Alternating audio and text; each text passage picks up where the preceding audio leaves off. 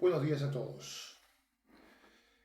El título de hoy es La incomprensión teológica que fusiló a Dios. ¿Por qué digo esto? Voy a darles una anécdota interesante de la historia, concretamente de lo que sucedió el 17 de enero de 1918 en la Unión Soviética recién estrenada. Pues hubo un señor que era comisionado de instrucción pública de la Unión Soviética, que se le ocurrió la peregrina idea de hacerle un juicio a Dios. Y efectivamente, con la anuencia de Lenin, Trotsky y otros líderes de la Revolución Rusa, hicieron pues un juicio donde se culpaba a Dios de crímenes contra la humanidad por permitir o causar incluso el sufrimiento y la muerte de tantos seres humanos a lo largo de la historia.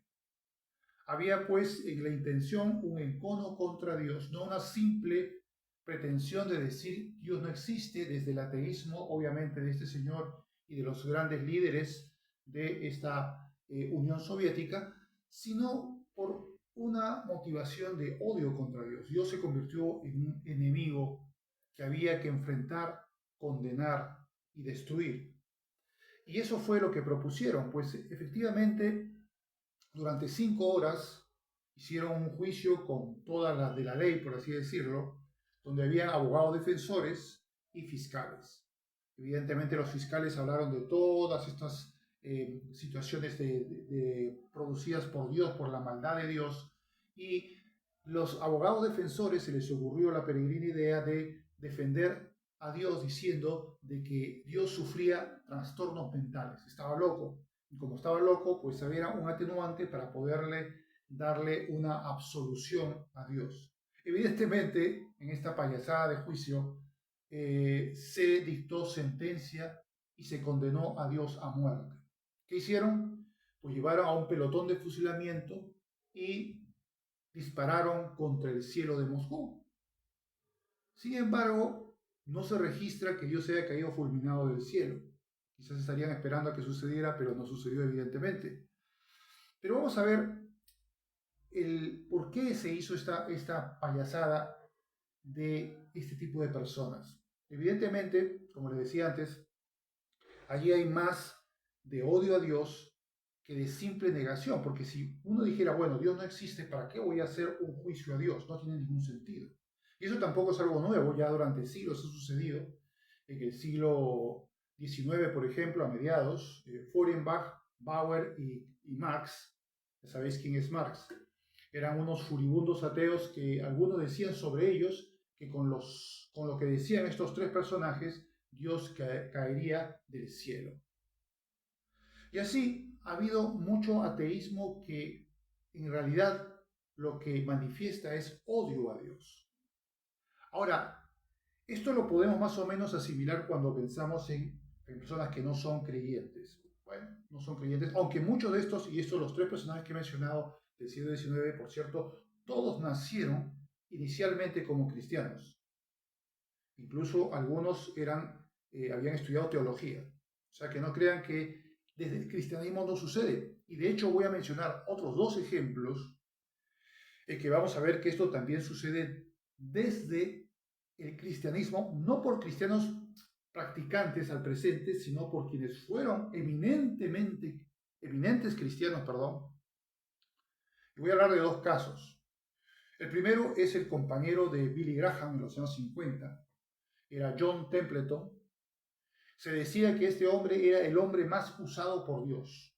Fíjense, no estamos hablando de un cristianito de a pie, de término bajo, no, estamos hablando de un prominente predicador y evangelista, comparable a Billy Graham, pero tenía una extraordinaria oratoria y brillante capacidad de persuasión, y sin embargo, terminó apostatando de la fe y escribió un libro que se llamaba Adiós, adiós. Yo evidentemente, por la curiosidad, lo busqué en internet en una versión en PDF para poder leerlo y encontrar qué es lo que le motivaba a dejar la fe cristiana. Pero antes de decirlo, voy a hablarte del otro personaje, Dan Barker, un inglés. Este señor lo podéis encontrar haciendo polémicas con John Lennox, que es un gran matemático y apologista cristiano inglés también, y hay algunos debates entre él y otros personajes y este señor Dan Barker. Pero resulta que Dan Barker no es un ateo que siempre fue ateo, como Richard Dawkins, por ejemplo. No, no, no. Es alguien que durante 19 años fue pastor de una iglesia. Y se dice que también era un extraordinario predicador que verdaderamente era muy admirado por su doctrina y su prédica. ¿Qué pasó? ¿Qué tienen en común estos dos personajes que cayeron en todo esto? Pues algo que va a correlacionarse perfectamente con lo que hizo Lunarcharsky en Moscú en el año 1918. Ellos también juzgaron a Dios por esos crímenes, por esa maldad implícita de Dios. Infamaron a Dios pues por causar y permitir el sufrimiento de la humanidad. Ahora, la pregunta es que estos señores que han navegado en la doctrina cristiana durante muchos años, algunos más, unos menos, da igual, es que no tuvieron la capacidad de encontrar una respuesta teológica a estos misterios? ¿Qué falló? Aquí adquiere sentido el título de este mensaje. Ellos lo que tuvieron fue una incomprensión teológica que al final también virtualmente fusiló a Dios, sobre todo en sus corazones. Y cuando los escuchas, o cuando leo, por ejemplo, a Templeton o escucho a Barker, se nota una especie de amargura, de rencor contra Dios. ¿Y qué exactamente es lo que pasa? Dice, por ejemplo, Barker, que él dice comenzó a cambiar su corazón cuando entró a un hospital y vio a tantos niños enfermos, niños que evidentemente muchos de ellos, por su corta edad, podemos considerarlos sin ningún problema como gente inocente. Y sin embargo, ¿por qué Dios permitiría perdón, que un niño inocente sufriera la calamidad de sufrir una enfermedad terrible e incluso mortal que lo lleve a la muerte? ¿Por qué Dios permitiría semejante injusticia, semejante mal en la humanidad? Y podemos citar muchísimos ejemplos. Y dice que Barker, cuando vio eso, comenzó a cambiar su corazón y se apartó de la fe cristiana. Y ahora es un furibundo ateo que niega a Dios, niega su existencia, porque dice Dios no puede existir. Pero dentro de eso hay un rencor contra Dios en base a esto. Y he conocido incluso personas, o sea, en persona, que he conocido como pastores que también ha llegado a lo mismo. O sea, hay un problema teológico. La teología cristiana es importante. No podemos soslayar su importancia y decir, bueno, yo puedo contentarme con mi piedad y mi fe y decir, con eso me basta. También es importante en qué creemos y qué sabemos de la doctrina de Cristo en las Escrituras. Eso es importante. No podemos soslayarlo ni restarle su importancia. Y aquí hay un tema que no se predica lamentablemente mucho. La verdad, honestamente, nunca he escuchado una prédica sobre este tema y por eso es que quiero hablar sobre este tema. Ya lo he hablado antes en otras prédicas en el pasado, pero quiero ahora volverlo a citar porque es importante que los cristianos lo tengamos bien claro. Porque esa incomprensión teológica es lo que al final ha llevado a estos señores al apostatar de la fe. Ahora uno diría, ¿cómo es posible que una persona nacida de nuevo realmente pueda apostatar de la fe? Bueno, realmente podemos decir que esa es una señal de que no hubo verdadero nuevo nacimiento, aunque haya tenido un prominente ministerio, sea pastoral o sea de evangelismo, no importa, pero es difícil. Y hay un pasaje que lo dice con toda rotundidad en Juan capítulo, el 1 Juan capítulo 2, verso 19, cuando dice, salieron de nosotros, pero no eran de nosotros, porque si hubiesen sido de nosotros, habrían permanecido con nosotros, pero salieron para que se manifieste, es decir, para que nosotros sepamos que no todos son de nosotros, aunque pueda parecerlos por determinados años, por su ministerio como pastores, o ministerio como evangelistas, o cualquier otro tipo de ministerio, o como cantantes, o como músicos cristianos, no importa.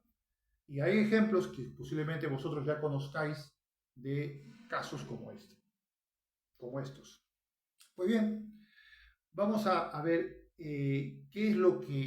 cuál es ese problema, el problema de esta visión sobre, sobre el problema del sufrimiento y el por qué el sufrimiento y por qué Dios debería ser imputado o no imputado por semejantes situaciones. Para empezar, hay que recordar, y esto no lo tenía preparado en el mensaje, pero lo voy a decir, que el sufrimiento del mundo no es por culpa de Dios, sino por culpa del propio hombre, que al decidir separarse e independizarse de Dios, obviamente ya no está bajo la cobertura de la protección de Dios y por ello está condenado a sufrir calamidades. Ahora, lo que desconcierta muchas veces es por qué esas calamidades pueden estar repartidas de una manera totalmente fuera del contexto de la justicia humana, es decir, que no hay una correlación entre la justicia y la injusticia. Como decía en el libro de Eclesiastés, hay justos que padecen como si fueran impíos y hay impíos que disfrutan como si fueran justos. Y dice, esto también es vanidad y aflicción de espíritu. Pues ese desconcierto que ya en el libro de Eclesiastés está especificado, también surge en la mente de muchas personas porque Dios permite, si bien sabemos que la humanidad está maldecida por su pecado desde la caída del hombre, porque el juicio está más repartido, cuando se podría considerar de que el juicio tendría que estar más bien dirigido hacia la maldad y abstenido hacia la bondad. Pero no vemos que sea así. Y ahí es donde viene el desconcierto. Otro gran problema es el pensar de que todo termina en este mundo. Y es el peor problema a esto, porque decimos, si todo termina en este mundo y Dios no ejecuta su justicia en este mundo, no premia o castiga en este mundo, entonces tiene que ser un Dios totalmente injusto. Porque si no hay un después, una vida postrera, y todo acaba aquí, evidentemente el otro lado de la ecuación no existe y no podemos resolver las incógnitas de la ecuación. Y eso es lo que sucede. ¿Qué nos enseña la Escritura y principalmente desde la venida de Jesús en su doctrina? Es que hay una vida venidera, que todo no acaba aquí, que hay un después. Bienaventurado para los salvos y de condenación para aquellos que no recibieron la gracia de la fe en Jesús y no creyeron en Cristo ni lo recibieron en su corazón para ser salvos. Los malvados recibirán condenación y no es que cuando se murieron se perdió la justicia de Dios. Pueden escapar a la justicia humana, por ejemplo el caso de Mengele. Joseph Mengele fue un médico en la Alemania nazi que hizo torturas nefandas a los judíos en los campos de concentración, principalmente a niños, haciendo experimentos con ellos, sin ningún temor de Dios, sin ninguna piedad. Y sin embargo, este hombre nunca fue juzgado ni apresado por sus delitos. Murió plácidamente en una playa en Brasil. Y uno diría, bueno, o Dios o no existe, o es injusto. ¿Por qué? Porque este hombre en vida no sufrió el castigo que tendría que haber sufrido. Pero claro, vuelvo a decirlo, si miramos la ecuación, un lado de la ecuación, y pensamos que todo acaba aquí, entonces estamos cometiendo un error teológico terrible que nos puede llevar a conclusiones tan nefastas como la de estos señores que acabo de mencionar antes. Existe un mañana y existe una compensación de Dios al sufrimiento que hayamos tenido aquí en vida. Vamos a ver un pasaje muy interesante en Hebreos que nos señala esto. Pero vamos a ver, pues, que lo principal que quiero yo señalar ahora es esto que voy a decir: la compensación de Dios al sufrimiento de los inocentes. No estamos hablando que Dios vaya a compensar el sufrimiento de los malvados que están siendo castigados o sufren por sus delitos. Estamos hablando de aquellos que no han cometido ningún delito y sin embargo sufren. ¿Cuántos de nosotros no lo sabemos por carne propia o lo hemos visto en otras personas piadosas o niños sufrir cosas terribles y morir muchas veces por ello? ¿Cuántas veces no lo hemos visto? Y vamos a decir que Dios es un indiferente que, bueno, le importa un bledo allá ellos, pues, mala suerte, y se acabó. No, la Biblia no dice eso. Definitivamente no. Hay un pasaje muy importante, eso que estoy reduciendo un poco el mensaje de hoy para que no sea muy largo. Pero este pasaje es justamente uno de los que nos señala con claridad que Jesús establecía no solamente que hay una vida venidera, sino que hay compensación por parte de Dios. Y en su famoso Sermón del Monte, cuando dijo las famosas bienaventuranzas, que podemos encontrar en el Evangelio de Mateo y también en el Evangelio de Lucas, aunque un poco más corto, dice lo siguiente. Vamos a ver el capítulo 5, verso del 3 al 11. Y lo que yo quiero que notéis cuando voy a hablar sobre, mejor dicho, leer este pasaje, es que van a estar los verbos en tiempo futuro. Y también vamos a ver que hay un escenario futuro, tanto en el cielo como en la tierra, en el cual se va a aplicar la compensación y el galardón de parte de Dios. Por lo tanto, no todo acaba aquí. Y eso en un segundo pasaje lo vamos a ver incluso con aún mayor claridad. Es importante que los cristianos entiendan bien esto para que no sucedan estas cosas. Por supuesto, es necesario que nazcan de nuevo si es que no lo han hecho todavía. Pero si no es el caso, por aquí van a caer. Tarde o temprano van a caer y de hecho sucede muchas veces. Bien, vamos a ver lo que dice el verso 3, empezando por el verso 3. Dice: bienaventurados los pobres en espíritu, porque de ellos es el reino de los cielos. Este es el único que no habla en términos de futuro, sino en presente. ¿A qué se refiere con pobre de espíritu? Personas que reconocen su pecado, que reconocen su necesidad de Dios y que por lo tanto acuden a Dios para poder ser redimidos, que son capaces de arrepentirse. Esos son los pobres en espíritu. Y dice, de ellos es el reino de los cielos. Es decir, aquellos que ya han tomado esa actitud y han recibido a Jesús, van a ser parte del reino de los cielos. Por cierto, en Mateo se usa el término reino de los cielos, pero en los otros evangelios se usa el término reino de Dios, que es equivalente al reino de Dios. Y reino de Dios no solo es un lugar, sino también es la condición de todos aquellos que pertenecen a Cristo. Cristo es el reino de Dios, el que se ha acercado. Y los que le siguen, los que creen en su nombre y lo han recibido, pues son parte de ese reino de Dios. Y la forma de entrar a ese reino de Dios es por el nuevo nacimiento, tal como capítulo 3 de Juan nos dice.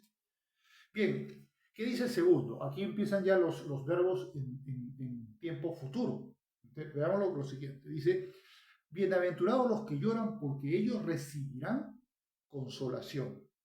Ya vemos que aquí está hablando que van a recibir en el futuro. ¿Será en este mundo o en el venidero? Bueno, aquí alguien podría decir, no, puede ser que sea en este mundo. Pero ¿cuántos casos hay de personas que sufren? Porque aquí cuando habla de lloran, no significa que haya un lloro que le guste a Dios. No, es una metáfora de los que lloran son la gente que sufre. Entonces, pues, obviamente, como la gente dice que sufre, Dios le está prometiendo consolación a estas personas que en este mundo sufren.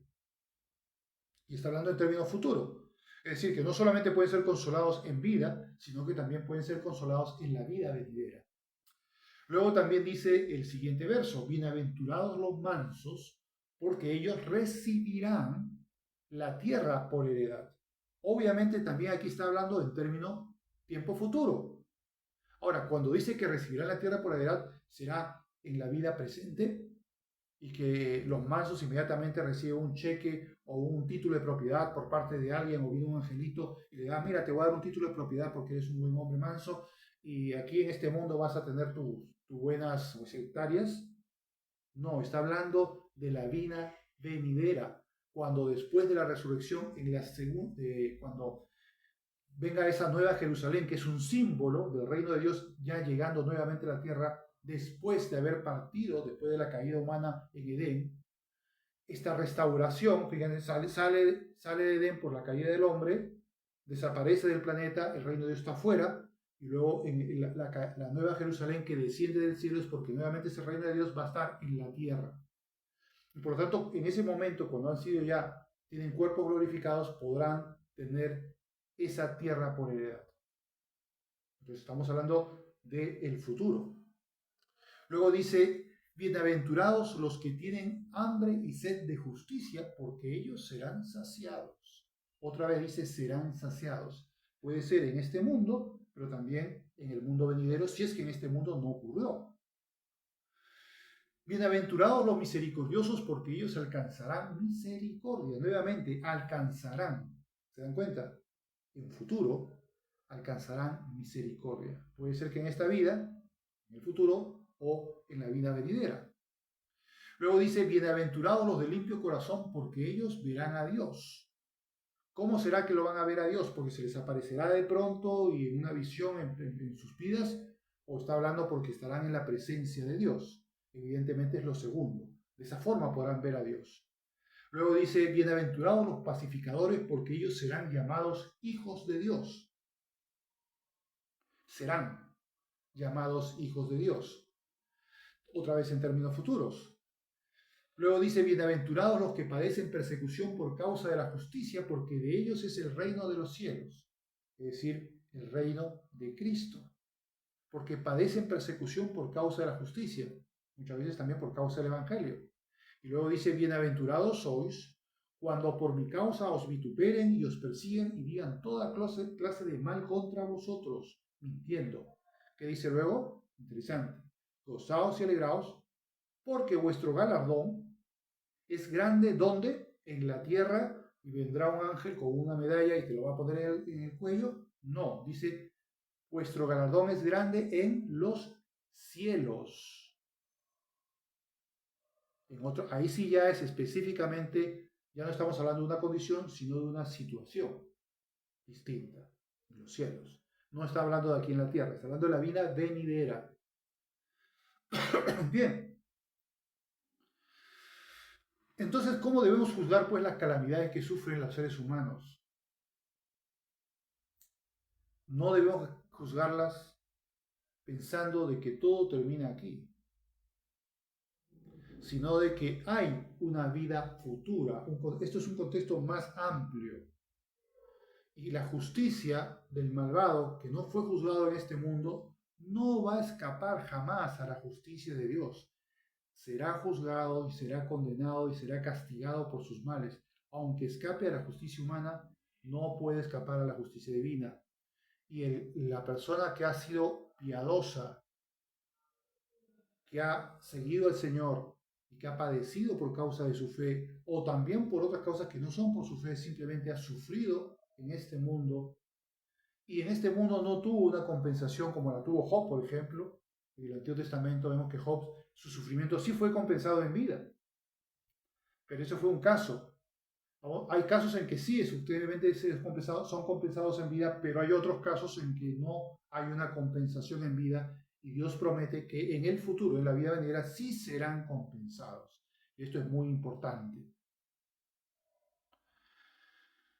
Ahora, vamos a encontrar pues que hay casos de creyentes que son librados por Dios, son compensados en vida y sus oraciones y su fe es premiada con la respuesta en vida por parte de Dios. Y hay otro grupo que para nada son compensados en vida, para nada son premiados en vida, siguen sufriendo y mueren de una manera espantosa muchas veces. ¿Qué podemos decir de esto? Es que Dios es injusto y es favoritista, a unos sí y a otros no. Y si es así, ¿vale la pena creer en un Dios que sea así, injusto? Y algunos también por eso dicen, yo no quiero creer en Dios porque si Dios trata bien a unos y Dios trata mal a otros, entonces no debe haber un Dios. O este Dios es, porque si Dios hubiese, no creo que pueda ser injusto. Y si Dios es injusto, yo creo que mejor es que no existe. Yo estoy creyendo en una quimera, en una falsedad. Muchos podrían decir eso. Pero no. Vamos a ver ahora ya otro pasaje, el pasaje de Hebreos capítulo 11, el famoso capítulo de los héroes de la fe. Y hay una larga lista, que no vamos a leer toda, por supuesto, solamente una pequeña parte nada más, en que habla de dos sectores de los héroes de la fe. Fíjense, dos sectores, dos. A uno lo podemos llamar los agraciados, del verso 1 al verso 35, la primera parte. ¿Por qué? Porque son aquellos a los cuales Dios, en respuesta a su fe, les concede la liberación de sus pruebas y les permitió hacer proezas. Y claro, nos gozamos en las proezas que Dios ha hecho a estas personas y también nos gozamos cuando Dios hace proezas en nuestras vidas. ¿Y qué pasa cuando no? Hay otro grupo que yo lo llamo los desgraciados, pero cuidado, no con esa acepción peyorativa de desgraciado como una persona mala que no tiene gracia con los demás y se comporta mal. No. Estoy diciendo que no tiene la gracia de haber recibido esa respuesta que los agraciados sí recibieron en vida. A eso me estoy refiriendo. ¿Se dan cuenta? Del verso 35b al 39. Ahora, esto no implica que no tengan la gracia de Dios para su salvación. Por supuesto que sí la tienen. Sino que en vida no han recibido esa liberación o pudieron hacer esas proezas que sí pudo hacer otro grupo de creyentes como los agraciados. Ahora, ¿qué pasa? ¿Qué dice la Escritura? Bueno, chicos, lo lamento. Ustedes no recibieron en vida, pues se fastidian, se acabó. Qué pena, pues. Lo siento mucho. ¿Es eso lo que dice Dios? ¿Es esa la teología que tenemos que pensar que es la correcta? Por supuesto que no. Pues vamos a ver qué es lo que dice el 35 al 39 de este capítulo 11 de Hebreos. Fíjense en este detalle, esto es muy importante. Ya la primera parte, el primer verso, el 35b, ya lo está diciendo categóricamente y luego se despliega en el resto del pasaje.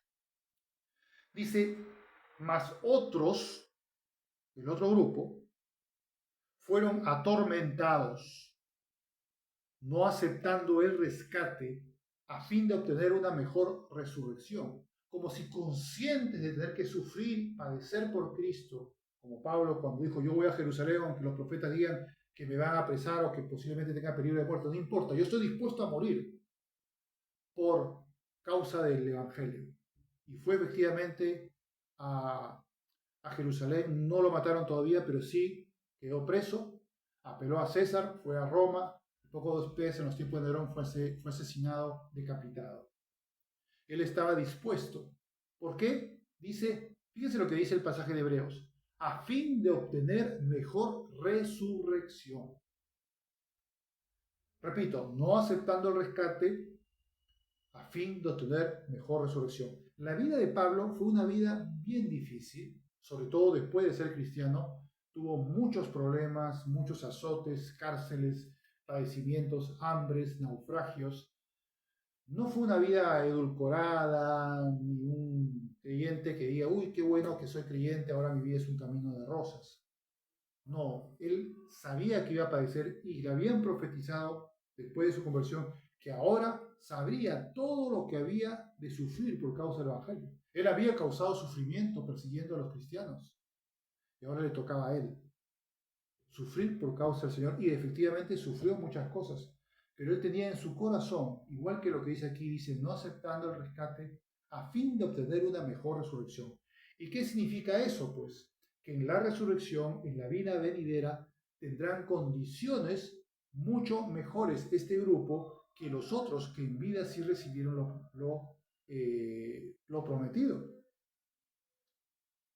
Y esto es muy importante señalar, porque ahí vemos pues que la justicia de Dios siempre se va a desplegar, aunque no se vea aquí, se va a desplegar en la vida venidera. Los pasajes siguientes dicen, otros experimentaron vituperios y azotes. Vaya que Pablo también lo pasó por eso. Además de esto, prisiones y cárceles, Pablo también.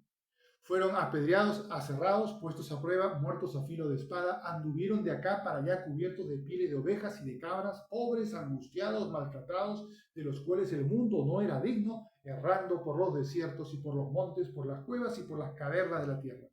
Y de hecho, muchos profetas de Dios también estuvieron en esta situación.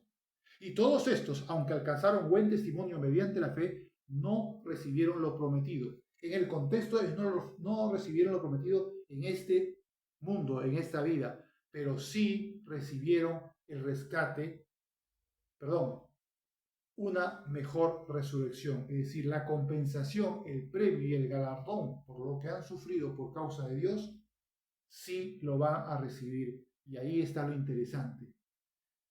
La Biblia es enfática en enseñarnos esto. Hay una vida posterior, más allá de la vida terrena, donde Dios despliega su justicia, ya sea para castigo o para compensar el sufrimiento de los inocentes. Ahora, ciertamente hay niños que siendo inocentes sufren cosas terribles, padecimientos espantosos y mueren por ellos. Pero nunca debemos dudar de que Dios es justo y de que su dolor no quedará fuera de la misericordia de Dios, pues serán por él compensados en la vida venidera de maneras que ahora no podemos ni imaginar. Por eso, ese tipo de espectáculo de ver el sufrimiento ajeno no nos debe desanimar de que Dios sea injusto, porque Dios va a dar su justicia y compensación al sufrimiento. En conclusión, si conocemos la teología correcta sobre Dios y su justicia, vamos a entender que el sufrimiento de los inocentes no es jamás una coartada sostenible para negar a Dios.